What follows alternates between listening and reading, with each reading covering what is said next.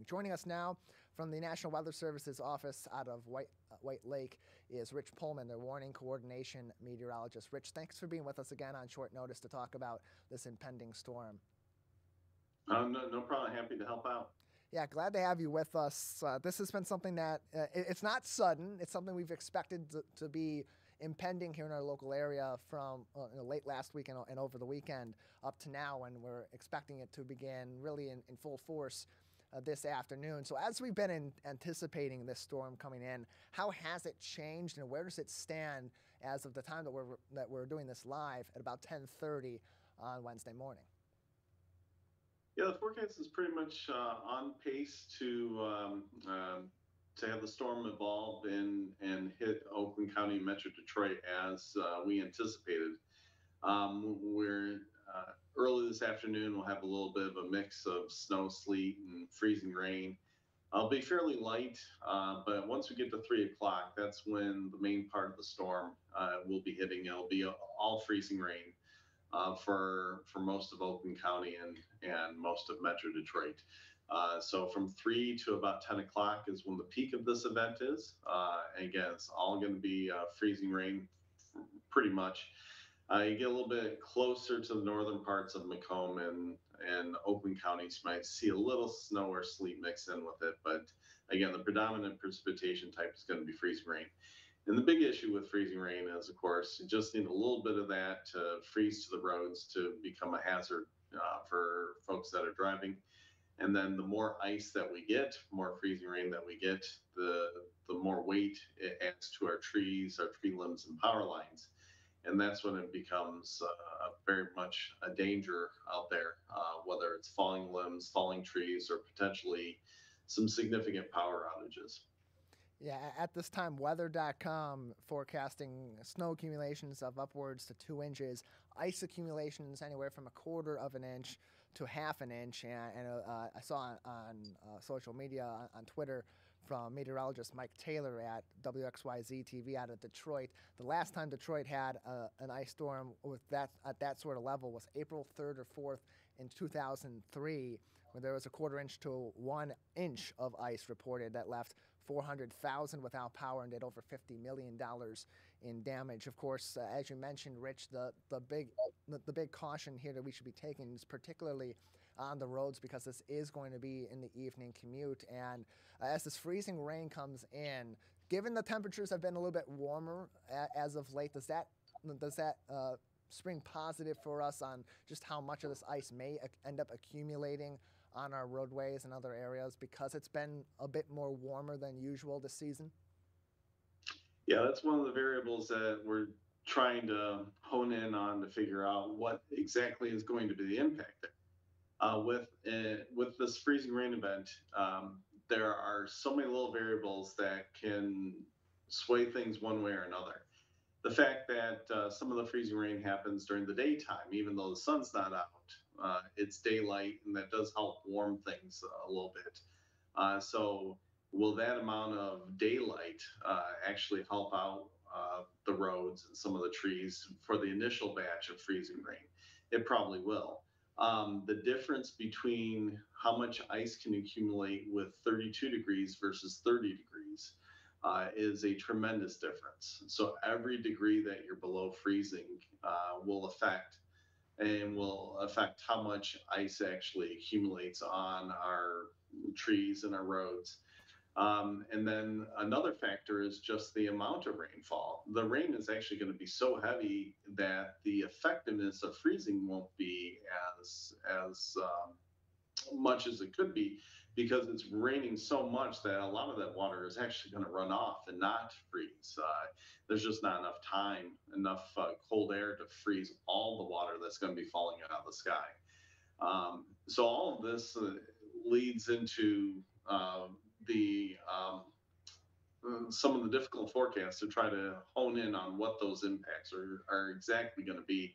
And again, the warm temperatures that we've had recently are also going to figure into that. Current roadway temperatures are in the mid 30s for Wayne County, but from M59 on north, current roadway temperatures might be 32 or 33 degrees. So the further north you are, the more likely you're going to have ice accumulate on the roads a little bit quicker. And of course, there's mitigating factors. The road crews are going to be out there trying to keep everyone safe and apply the salt. And a little bit of salt is going to do a lot of wonders on the road surfaces. So and all of that is going to go into figuring out what the overall impacts are, and we'll kind of be able to assess that as we go through the evening, and then certainly tomorrow morning.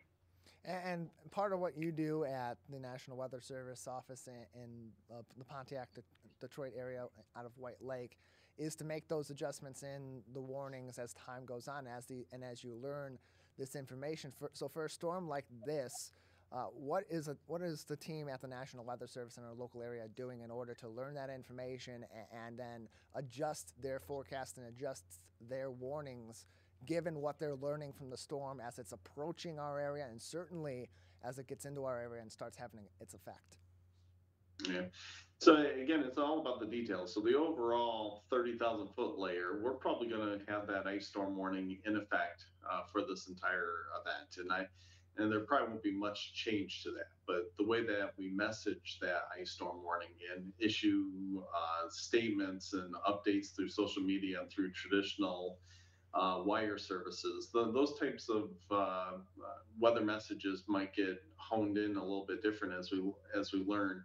And some of that's just going to be looking at the current observations, whether it's radar data, the temperature and dew point at each observation point across Southeast Michigan, and what sort of air mass is trying to come into Southeast Michigan. We have competing air masses where we have the warm, very moist air from the south, but we also have a cold, dry air mass from Southwest Ontario undercutting that warm, moist air. That's what's leading to our freezing rain event, and that affects the lowest 1,000 feet of the atmosphere to give us the different types of precipitation and how effective the ice accumulation can be on the trees and power lines. And so we'll be looking at that. Another key component is just going to be getting all the reports in, whether it's from traditional media, our spotters, just the public at large, farming through the social media, trying to get an idea of what are the impacts as we go through every hour of this event, as we go through all those reports of what is happening out there. And so we'll use all of that to assess what's going on and then be able to change our message if we need to the public and to the media. Weather.gov/DTX for more information in our Detroit area on Winter Storm Olive and other information on our weather each and every day. You can also just go to their website at weather.gov, and at the top left, you can put in your local zip code, whether you're in Oakland County or other surrounding areas watching us or listening to us today, to find weather updates in your local area specifically, as well as warning information as it's adjusted through the day. And Rich, a couple more minutes with you here before we'll let you move on for the day. We know you're very busy and appreciate you joining us. In terms of communication with emergency services and with the utilities, how much of that goes on too with the National Weather Service when you're in an emergency weather situation such as this? So we have a strong partnership with our government agencies. So we work with emergency management and homeland security departments. And we also provide a lot of information to our MDOT and road commissions, and even down to the municipal Department of Public Works and people that would be working on infrastructure and roads and making sure that they can manage the weather event that we have here. With the utilities themselves, since we're a government agency, we work with our government agencies very strongly. There is a little bit of work with the utilities. They certainly get all of our information, and they will use that information in the decisions that they make. And so they do have that information available to them. And it may not be that direct one-to-one relationship that we have with our government partners, but we certainly look to work with anybody that's going to help mitigate the effects of this ice storm.